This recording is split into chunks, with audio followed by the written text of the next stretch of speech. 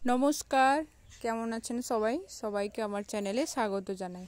আমি পূজা, চলে এলাম আজকে নতুন একটা ব্লগ নিয়ে। এই যে গোলাপ ফুলগুলো দেখছো, এগুলো আমার বাবার বাড়িতে হয়েছে, বাবা লাগিয়েছে। সকাল সকাল উঠে পড়েছি, এই গরুগুলোকে বের করাবো। এখন আমি বড় গরুটাকে বের করে দিয়েছি, এখন এই ছোট বাছুরটাকে বের করাবো।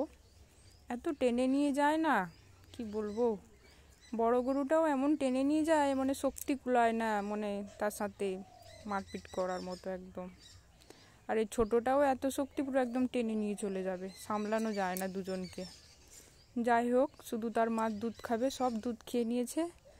একদিনও গাই দুয়াতে পারিনি, প্রচুর লাথি মারে। মা এলে পাটা বেঁধে গাইটা দুয়ায়। বের করে নিয়েছি, তারপর গোয়ালটাকে পরিষ্কার করে নিব। তারপর যা ঘরের কাজ বাজ আছে সেগুলোকে করে নিলাম। এখানে আমি গরম জল বসিয়েছি, সকালে স্নান করব। গোপাল আছে তো, গোপাল সেবা করতে হবে, তার জন্য গোপালকে খেতে দিতে হবে।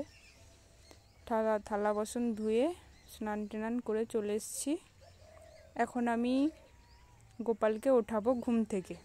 গোপাল এখন ঘুমিয়ে আছে, তাকে আমি গোপালকে ঘুম থেকে উঠে বসিয়ে দিয়েছি, দিয়ে তাকে একটু জল করিয়ে তারপরে খেতে দিব। তার জন্য আমি পুজোর জন্য সব ফুল টুল তুলে নিয়ে এসেছি, সব গুছিয়ে নিয়ে এসেছি। পুজোটা শুরু করব এবার। গোপালকে স্নান করে একটা নতুন ড্রেস পরিয়ে দিলাম। দেখো, সাজিয়ে দিয়েছি, কত সুন্দর লাগছে। আমি তো পুরো একদম ফিদা হয়ে গেলাম, একদম এত কিউট লাগছে দেখতে। খেতেও দিয়ে দিয়েছি, ভোগ লাগিয়ে দিয়েছি। এখানে পূজাটা আমার কমপ্লিট করে নিলাম। আর এখানে হচ্ছে একটা বিড়াল আমার ঘরে মিনি, তাকে কি দৌড় করালো বাবা, এদিক থেকে সেদিক। বিড়ালটা তো কোথায় ঢুকে গেল, তার একদম পাগলের মতো এদিক আর সেদিক ঘুরছে। আর এই হচ্ছে আমার কালু এসছে। কালু এ হচ্ছে আমার কি বলবো বলো তো, ছোটোবেলাকার বন্ধু। এর সাথে আমার অনেক স্মৃতি। এর একটা গল্প আছে, তোমাদেরকে একদিন শোনাবো এর গল্পটা। এ এসছে, একে আমি দেখেছি, সে এসছে, একে এখন আমি খেতে দিব বলে ডেকেছি বলে এসে বসছে। আগে অনেক মোটা ছিল, এখন এই রোগা হয়ে গেছে। বয়সটাও অনেক বেড়েছে তো, অনেক, প্রায় ধরো 15 বছর খানি বয়স হয়ে গেল এর। একে এখন আমি বিস্কুট দিলাম প্রথমে খেতে, তারপর কালকে রাতে যে রুটি করে রেখেছিলাম সেইগুলো কটা দিব খেতে। দুধের সাথে দিব, দুধ রুটি, আর কটা এমনি রুটি দিব। এমনি কটা দিয়েছি। আর ওই যে ছোট কুকুরটা দেখছো, এটা একটা মেয়ে কুকুর, এখানে ছোটবেলা থেকে আছে, কিন্তু একে কিছু বলে না। একটা ছেলে কুকুর ছিল, তাকে কালু সহ্য করতে পারে না।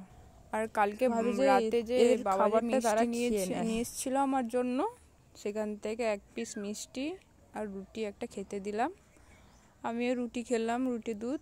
আর এখন আমি রান্না বসিয়েছি দুপুরে, বাবা বাড়িতে খেতে আসবে, কাজে গেছে। একটা সবজির তরকারি করছি, আর একটা ফ্রিজে রেখে দিয়ে গেছিল, টক করছি, রান্নাটা করে নিলাম। আর দুপুরবেলা এখন আমি গরুকে খেতে দিয়েছি, ছোট বাছুর আর বড় গাইকে খেতে দিয়েছি। ওদেরও খাওয়া কমপ্লিট। আর এই যে গোটা হেগে ভর্তি করে ফেলেছে, এগুলোকে এখন তুলে একটু পরিষ্কার করে দিই। তারপর গোয়ালে ঢুকানোর সময় যা মশা, আর কি বলবো, মশার ধূপ লাগালেও শোনে না, এত মশা। ধোঁয়া লাগিয়ে মশারি টাঙিয়ে রাখতে হয়। এগুলোকে পরিষ্কার করে দিয়ে এখন অল্প পরে আবার পরিষ্কার করে দিব ভালো করে। আর দেখো, পরের দিন আমার মা চলে এসছে উড়িষ্যা থেকে, মানে মামার বাড়ি থেকে। আর মামার ঘর থেকে কত মাছ দিয়ে পাঠিয়েছে, একটা ব্যাগ ভর্তি।